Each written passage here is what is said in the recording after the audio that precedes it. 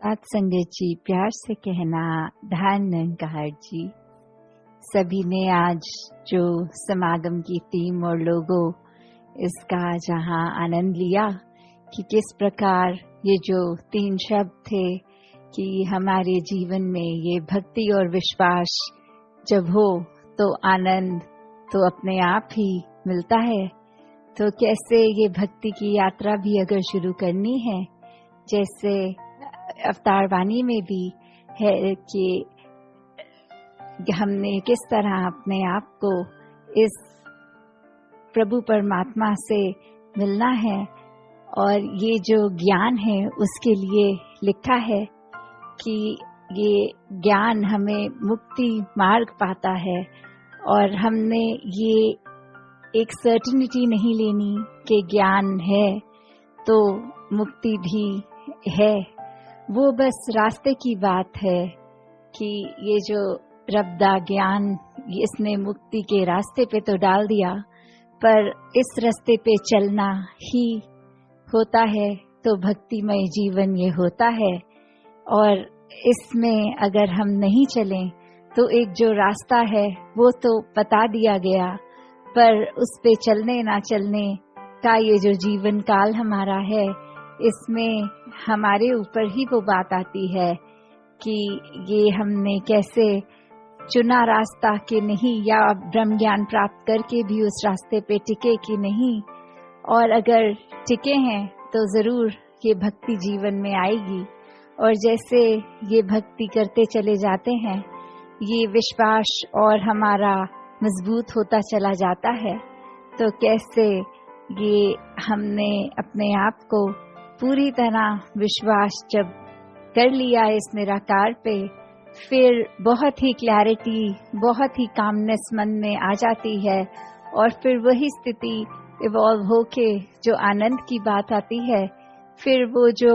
सुख दुख से ऊपर वाली स्थिति, ये आनंद तो जब ये आ जाता है तो वाकई ही ये जो जीवन की हमारी यात्रा है, ये एक बहुत ही डिवाइन जर्नी बन जाती है। और कैसे हर एक में जहाँ वो पोटेंशियल है कि हम अगर खुद ही निराकार के ही अंश हैं, तो फिर वो जीवन में भी ये सुख का भी ना असर चढ़े ना दुख का चढ़े। तो कैसे अपने आप को ये ब्लिस की स्टेट में ये आनंदमय जीवन जीना है, तो सबसे पहले जहाँ निराकार उसके ऊपर अपना हम भक्तिमय जीवन करते हुए विश्वास को टिकाएं, क्योंकि अगर विश्वास नहीं होगा तो वो भक्ति भी पूरी नहीं होगी और वो आनंद भी हमें नहीं मिलेगा। क्योंकि सिर्फ कई बार ऐसा भी होता है कि हमें ये लग रहा होता है कि कोई चीज अगर सुन ली पर उस पे हमें विश्वास नहीं आ रहा। और कितनी ही बार ऐसे भी कहीं नौजवान दासी से जब मिलते हैं और बोलते हैं कि ब्रह्म ज्ञान तो लिया पर शायद ठीक से समझ नहीं आया, क्योंकि निराकार पे विश्वास नहीं हो पा रहा। अभी भी जीवन में हम तंगदिली रख रहे हैं, या कोई स्कूल कॉलेज लेवल पे ये एडजस्टमेंट इश्यूज के बारे में बात करते हैं जब घर परिवार के एंगल पे, वहाँ पे तो कैसे एक हर किसी ने जब हर एक को एक दूसरे में परमात्मा देखना है, और अगर वो नहीं दिख रहा तो वाकई ही ये ज्ञान समझ नहीं आया,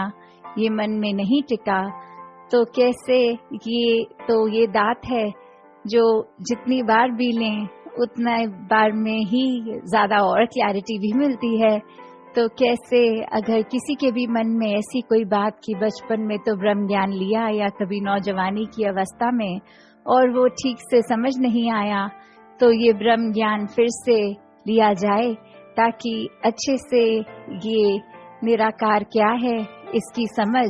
और इसकी समझ से अपनी समझ कि हम क्या हैं, सिर्फ शरीर नहीं है, और कैसे अपने इस ब्रह्म ज्ञान द्वारा दिखाए हुए मार्ग, ये भक्ति के, ये विश्वास के, आनंद के, सेवा सिमरन सत्संग के संग से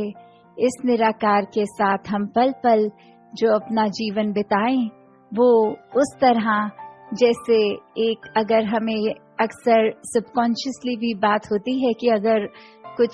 सड़क पे चलते चलते ही देखते हैं कि कोई व्यक्ति गिर गया और मुंह से अचानक स्वयं ही निकल जाता है तू ही निरंकार, कि वो कैसे हमारे अंदर इतने निराकार हर समय हो कि एक चीज कुछ हुई है, अच्छी हुई है, गंदी हुई है, तो कैसे मुंह से दोनों समय में ये निराकार का ही एहसास करते हुए तू ही निराकार निकलना। तो हमें हर पल जहाँ अपनी अवस्था एक ऐसी सहज बनाकर इसके रंग में रंग के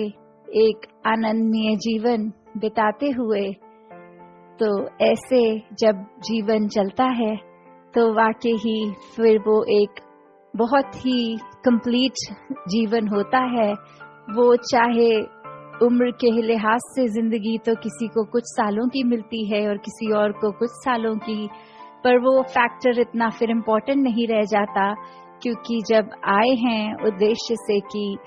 इस निराकार द्वारा स्वयं की भी पहचान हो गई और फिर वो सारे भ्रम भुलेखे सब दूर हो जाते हैं। जब एक क्लैरिटी मिल जाती है तो अब उसको ही मन में रखकर चाहे जितनी भी आयु इस परमात्मा ने बख्शी उसको एक सहज रूप में जीते चले जाएं और अपनी भक्ति को और दृढ़ करें। साथ संगत जी, धन निरंकार जी।